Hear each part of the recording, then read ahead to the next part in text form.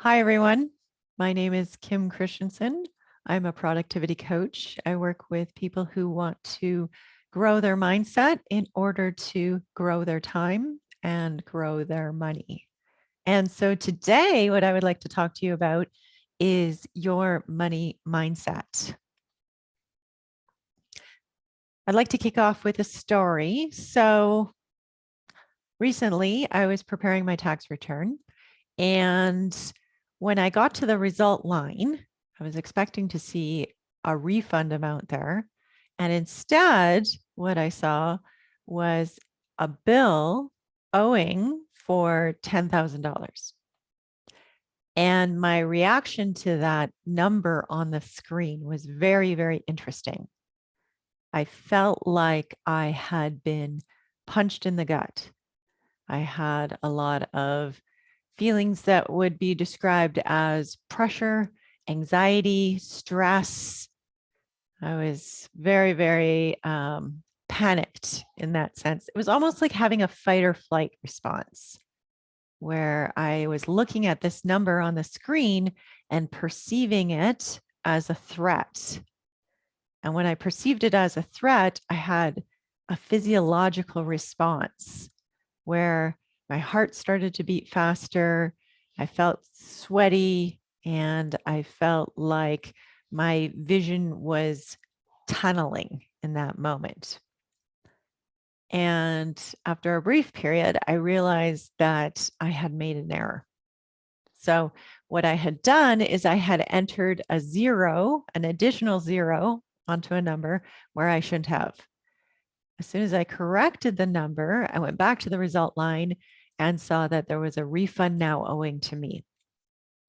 And what I find most interesting about that situation is that the result of a number on a screen had very different experiences for me, very different thoughts about what that means, very different emotional experiences, even different physiological reactions as a result of a number on a screen that represents money.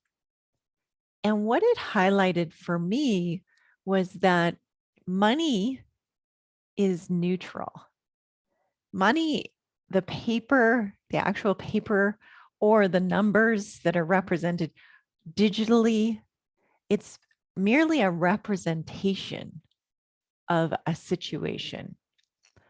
And it's not until we put it through our filter and interpret that number and make it mean something, that's when we have an emotional response to it.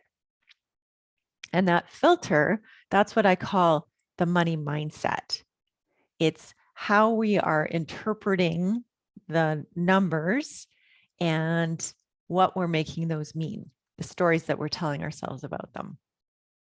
My coach, she often will say, it's just math or drama. And so the numbers, the tax return, the calculations, all of that is math. And then when I put it through my filter and I make it mean something, that's when it becomes drama. This is so important to understand. I think this is really the most important thing to look at when you're looking at your money is what is your filter by which you are interpreting and making meaning out of that? Is it propelling you forward towards your goals, or is it limiting you and holding you back and causing you to want to run away, avoid, escape? So that's what we're going to be looking at in my money mindset course that kicks off next week, Grow Your Money. So in this class, we're going to explore your relationship with money, specifically your thoughts about your money situation. This is so good to get this awareness because that's where your place of power rests, where you can intentionally and deliberately understand what it is that you're making things mean and choose to look at things differently or even just choose a different focus. We'll also look at some of those limiting thoughts, not necessarily with the idea of getting rid of them entirely, but building adjacent thoughts, what I call abundant beliefs, alongside them, and shifting our focus and our time and our energy to looking at those thoughts more frequently so that they are propelling us forward rather than holding us back. In the class, we're going to do 5 sessions. So next week is the first session, and this week, in this first week, we will be focused on getting organized.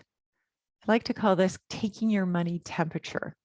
So taking a look at what the current financial situation is, and also providing you with a language by which you can understand that situation more deeply and also articulate it to others. I'm trained as a CPA, and what I've noticed is that we often use terminology expecting everyone to understand what we mean, or we can use different terms interchangeably. And so that can create a lot of confusion when it comes to looking at our money situation. So one of the first things we're going to look at is our language around money. In the second session, we're going to take a look at beliefs. The beliefs that you have adopted from your childhood or cultivated over time as a result of your experiences, those beliefs are consciously or unconsciously shaping your current money situation. It's so good to understand how these beliefs are impacting your current money situation, because that's your place of empowerment. So we're going to take a look at what are those beliefs that you adopted over time and how they're impacting you, and where you want to interrupt those belief cycles. I'll give you one example. I understand that when children are growing up with a certain level of household income, whether they're even consciously aware of that level of household income, they'll often grow up, become adults, and repeat that same level of household income that they had growing up. It's almost like the money threshold for what's possible in our lives. So even just having an awareness of how that's playing out can be so powerful. In the third class, we're going to look at earning income. And specifically, we're going to look at exploring our ability to generate more income and things like asking for money. This can be a huge barrier for many people. So interesting. I had a friend who, it wasn't until the company was hiring a colleague for her, they realized that her position, the responsibilities had grown so great that they needed to hire another person. And it wasn't until they went out to fill that position that they realized that her current salary was below market by 20%. And so when we are engaged in the day-to-day, head down, producing results, we might not even be aware that the market and salaries are evolving for the work that we're currently doing. So it doesn't even occur to us to ask for more money or evaluate that. And then when we do decide that we're going to ask for more money, we can look at beliefs that fuel confidence, determination, courage around asking for money. So in this class, we're going to look at what's holding you back and also those beliefs that will propel you forward. In the fourth class, we're going to look at spending money. So this class will be all centered around spending from a place of security. Oftentimes, what can happen is that we'll get into a habit of spending from a place of insecurity, from a place of lack or scarcity. And so the spending of the money is an attempt to fill an unmet need. Or conversely, we'll spend money as a way of making ourselves feel better, colloquially known as retail therapy. So there's nothing wrong with either of those things. It's just building some consciousness and some awareness around it and deciding where you want to be spending money from a place of security or a place of scarcity. And then finally, in the 5th class, we're going to talk about growing net worth. We'll talk about what net worth even means. And we'll also talk about different ways to increase your net worth by investing your time, your energy, and your money into assets, into income producing vehicles. So that will be in the 5th and final class. One thing I'd like to offer today is some awareness around one of the most pervasive limiting beliefs that I've come across in my practice. And this belief centers around the word enough. So you'll often hear people say things like, there's not enough time, I don't have enough money, I don't have enough skills or experience. All of those belief systems are around the word enough. And it's so fascinating to see how that plays out, that belief that there's not enough, how it plays out in your money results. The amount of money that you have is only limited by what you believe about your money. So creating a relationship with your money is really about creating a relationship with yourself. So this class will explore all of the different ways that you're thinking about your money and your relationship with money, and the many different ways that you can strengthen that relationship and that relationship with yourself. When we're thinking that it's not enough, what often happens is it kicks off the pressure cycle. And so when I think it's not enough and I feel pressure as a result of that, the actions that I take from that feeling of pressure is typically some frantic action.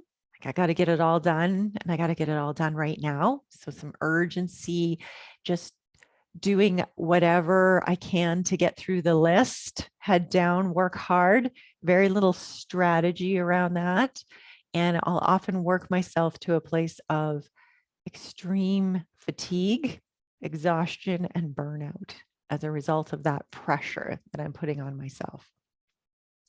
The other thing that I might end up doing is procrastination, putting things off because that feeling of pressure feels awful. And so I will put things off, delay, find excuses for not doing it right now in an attempt to procrastinate against that feeling of pressure. So when I'm engaged in frantic action, distracting myself, doing busy work and procrastinating, the result of all of that is I'm less effective. I'm getting less done on time and less quality. And when that's my result, it just gives further evidence for the thought, it's not enough. I'm not doing enough, which then causes me to feel more pressure and then kicks off the cycle all over again. So having some awareness of this cycle is very, very helpful. We can understand where it's coming from, which feels good. And it can also help us to know where to interrupt the cycle in order to choose a different path.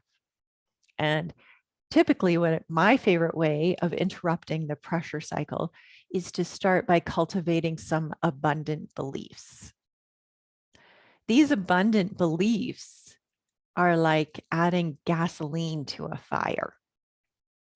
And so rather than focusing my time and energy thinking it's not enough and all the ways that it's not enough, I'll think about the ways that it is enough. I am doing enough. There's lots of time. In fact, there's nothing but time. The moments are endless. That's one of my favorite thoughts. The moments are endless. I have lots of time. Some other thoughts and beliefs, abundant beliefs that I'm cultivating right now are I have value to offer. People want what I have to offer. I can create money. It's simple. I already know how. And money is a tool I use to help more people. Those are some of my favorite abundant beliefs that I'm cultivating right now. So if you're interested in growing your mindset around money, I'd like to invite you to join us in the class that starts next week on May 4th. You can find all of the details on my website, financialwellnesscoach.ca. When you register, you'll get access to the class website. And there you'll find all of the resources and the class materials, as well as the replays of the classes. So if you're not able to join us live, you can go back to the replays. And even if you do join us live and you want to go through it again with the worksheet and pause and reflect, then you have that opportunity as well. The registration link is on my website, financialwellnesscoach.ca, and the cost of the class is only $97. So I want to offer this to you, these concepts, these tools, these skills that can help you to grow your income exponentially without limit for only $97. So I hope you'll take advantage of this special offer and join us. Check out my website, Financial Wellness Coach, for more information. And I hope to see you soon. Take care, everyone.